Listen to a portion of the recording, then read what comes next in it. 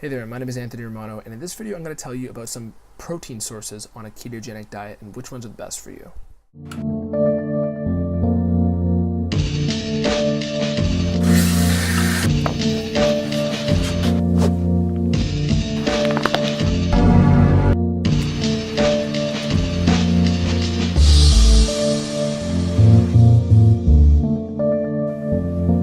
So if you click this video and you aren't aware of the ketogenic diet, this is the low carb diet. So when you cut out carbohydrates, you force your body to use fat as an energy source, whether it's coming from your own body or whether it's coming from your plate. And I personally love this diet. It's the one I advocate for bodybuilding, fitness goals, lifestyle, mental performance, a wide variety of things. However, there are a lot of medicinal benefits to it as well. You can check out some of my other videos to learn about those. But as far as what protein sources you should focus on in a ketogenic diet, I'm going to break those down. So overall, you'll probably find yourself eating a lot of animal-based proteins on this diet. So this is either, red meat, white meat, or dairy. And eggs are included in dairy and red meat as well. My personal favorite sources of protein are eggs, red meat, white meat, and I don't tend to get too much from sources like nuts or other plant-based sources because they're really not as bioavailable and they're in a lot lower quantities. You can get things from processed sources like processed protein bars, whey powder, casein powder. There's a lot of other supplements that you can use. However, those have to be used carefully because, for example, whey protein, the spike of insulin is going to basically halt your keto state, and it's really only something you should be having with a meal. So I can explain this further in my video I have on whey protein on keto, but overall, if you're gonna have whey protein, have it with a meal because when you mix macronutrients together, that lowers their insulin response and basically makes fat burning take less of a pause. So that brings me to the next topic, which is fatty meats. So fatty protein sources are going to digest a lot more smoothly, and they're going to be, if you're doing this for fat loss purposes, it's basically going to reduce the insulin spike of protein. Insulin doesn't really raise too much from eating protein. However, very fast digesting sources of protein, basically only whey protein, will spike your insulin. And you only really need to worry about insulin if you're spiking it, which will either be from whey protein on this diet or if you start eating carbs, because carbs will spike your insulin way more than protein will. The effective protein on insulin is very small, and it's really only a factor if you're consuming whey protein.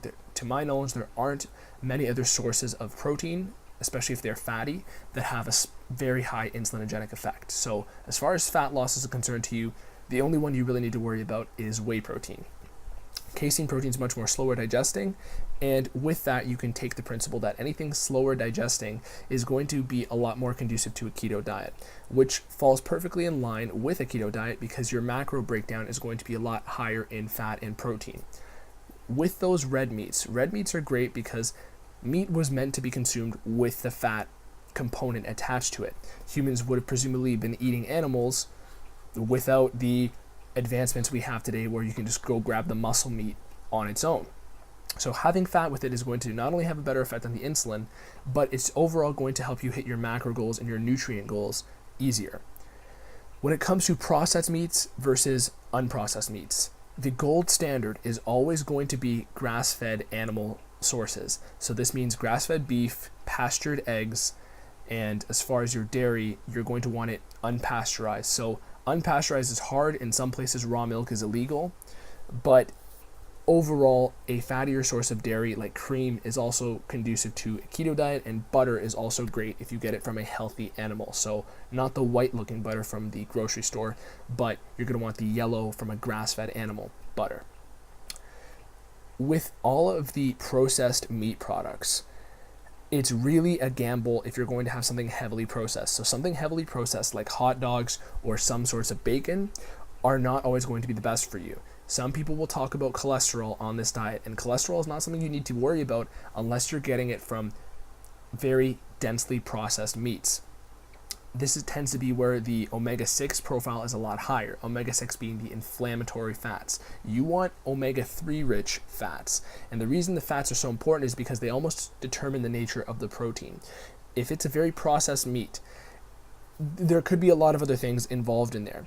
And the only real risk is that people who are having lots of processed cold cuts like salami or very just heavily processed slices of meat, it tends to be a little bit bad for your colon. I think there's a higher rate for colon cancer if you're eating lots of processed meat. So maybe avoid that.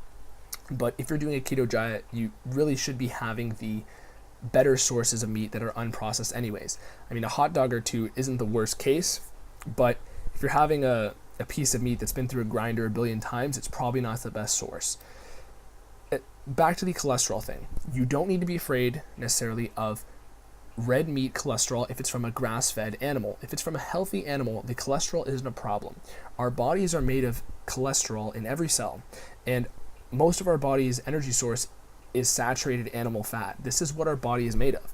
When you diet and you force your body to lose weight, you're forcing your body to eat its own saturated animal fat. So you don't necessarily need to be afraid of this. This all stems from the food industry, and I always have a saying here on my page that the food industry would like you to be more afraid of 10 eggs than 10 Oreos. So if you're concerned about cholesterol, which do you think is going to be worse for your heart? 10 eggs or 10 Oreos? I'll let you figure that one out. With a lot of these things, there is a political element because there are higher margins for food companies on grains and other products that don't require you to raise an animal and feed it all the time and feed it healthily throughout the entirety of its life. So these grass-fed meat products are going to be a lot more expensive. Well, they're a little bit of a luxury, right? Most of these meat products aren't going to be bad for you. However, the gold standard is always going to be grass-fed meats, and you don't need to be afraid of red meat, especially if it's a grass-fed animal. At the end of the day, most of the people with heart problems related to cholesterol tend to not be from people who eat a couple eggs at breakfast. It tends to be people who eat a lot of processed sugars, processed snacks, and just overall garbage, and red meat tends to take the blame. Again, with these healthy cholesterol sources, it's not a problem. Our body is made of cholesterol, and higher cholesterol is correlated to longer lifespan and overall better health.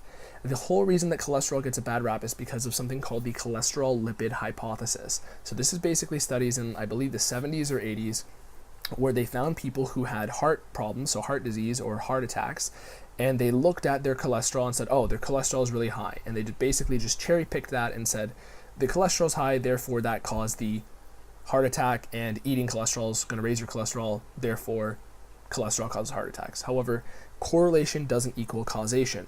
And additionally, they just cherry-picked the cholesterol. However, there's a couple things to keep in mind with cholesterol. With people who don't eat enough cholesterol, their body is going to produce more of its own cholesterol because you need it to live. Every cell in your body is made up of it.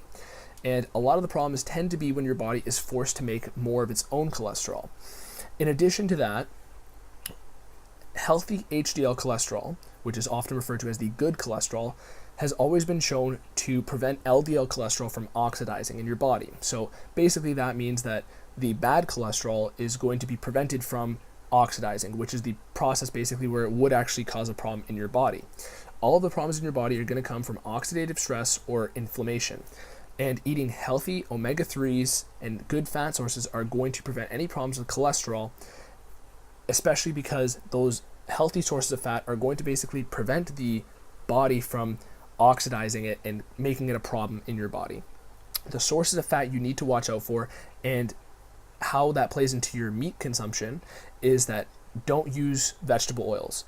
Vegetable oils are exposed to very high temperatures, and this makes them oxidize, which is that problem that it will cause in your body. So if you're cooking your red meat, you're cooking that bacon, you're cooking even processed meats in vegetable oil, this is going to cause you to consume larger amounts of oxidized fat.